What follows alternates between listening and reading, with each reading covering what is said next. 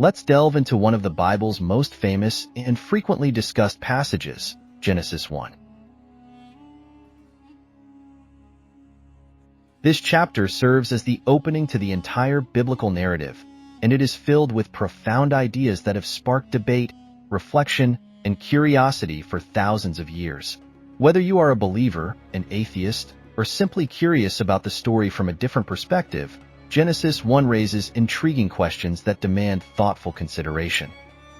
The beginning, Genesis 1 verses 1 to 5. Genesis 1 opens with one of the most iconic lines in all of literature. In the beginning, God created the heavens and the earth. This simple yet profound statement sets the tone for everything that follows in the Bible. It sounds poetic and grand, almost magical, and for many, it evokes a sense of awe and wonder. However, as we continue reading through the chapter, we encounter some contradictions and puzzling details that challenge our understanding of how the creation story unfolds.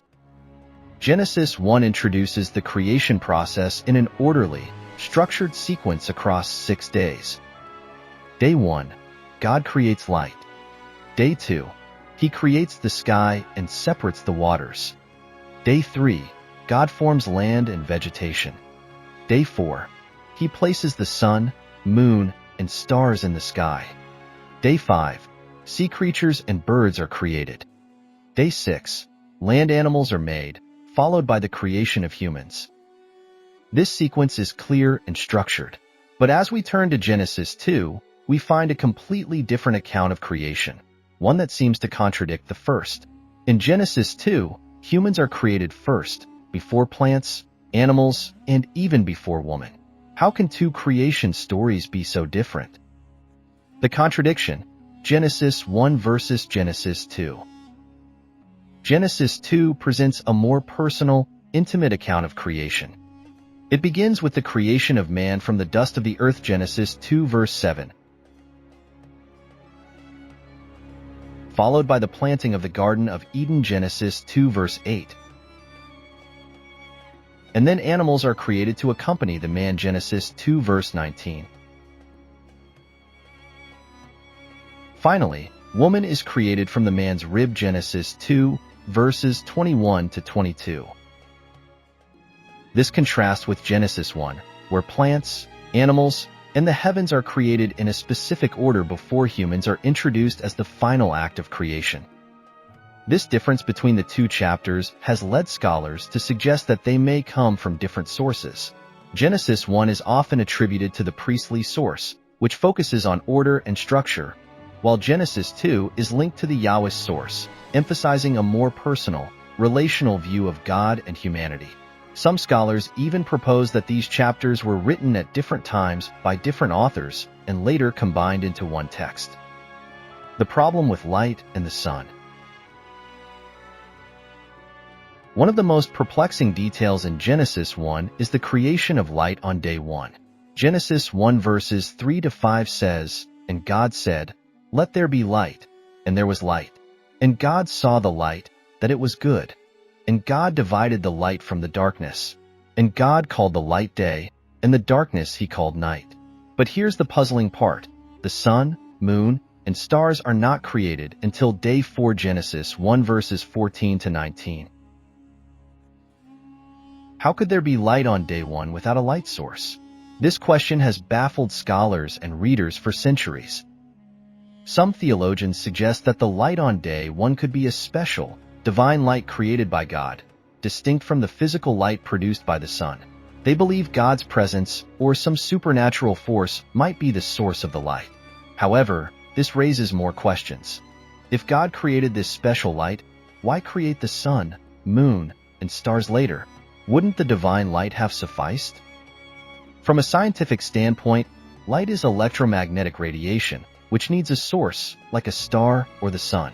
The idea of light existing without a source challenges our understanding of physics and the natural world. If we interpret this passage metaphorically, it opens up a discussion about what other aspects of the creation story might be symbolic rather than literal. The firmament and the waters. In Genesis 1 verses 6 to 8, we read about the creation of the firmament, or an expanse that separates the waters above from the waters below. The text says, "And God said, Let there be a firmament in the midst of the waters, and let it divide the waters from the waters. And God made the firmament, and divided the waters which were under the firmament from the waters which were above the firmament. And it was so." This description suggests a solid dome that holds back water, an idea that made sense in ancient times but does not align with modern scientific understanding. Today, we know that there is no solid dome separating waters above from those below, and the firmament doesn't match any known scientific reality. The idea of a dome-like structure separating waters is likely a metaphor that ancient people used to explain their understanding of the world. It was an understandable way of conceptualizing the universe at the time, but seems out of sync with what we know today. The 6 days of creation. The 6 days of creation in Genesis 1 follow a clear pattern, with each day's events described briefly and concisely. However, when we compare these days with what science has uncovered, some significant tensions arise. Genesis 1 verse 31 states, "And the evening and the morning were the 6th day." This repeated phrase seems to suggest that the days are regular, 24-hour periods. But when we read the entire creation account, we see that the sun, which defines a day, is not created until day 4. This creates a logical problem.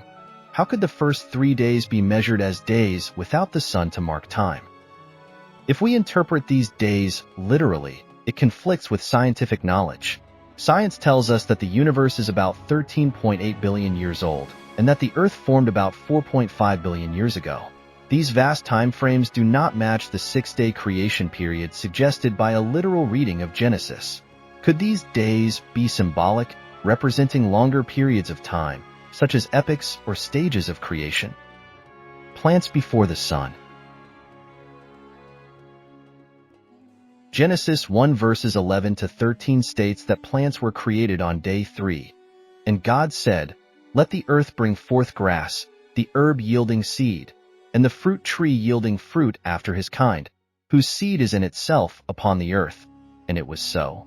However, plants rely on sunlight for photosynthesis, which is a process dependent on the sun. How could plants exist before the sun was created on day 4? This creates another potential contradiction, either a miraculous event or a storytelling inconsistency. The order of animals and humans.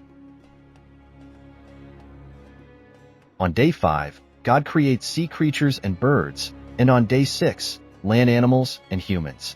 However, modern biology tells us that birds evolved from dinosaurs, which came after fish dominated the oceans.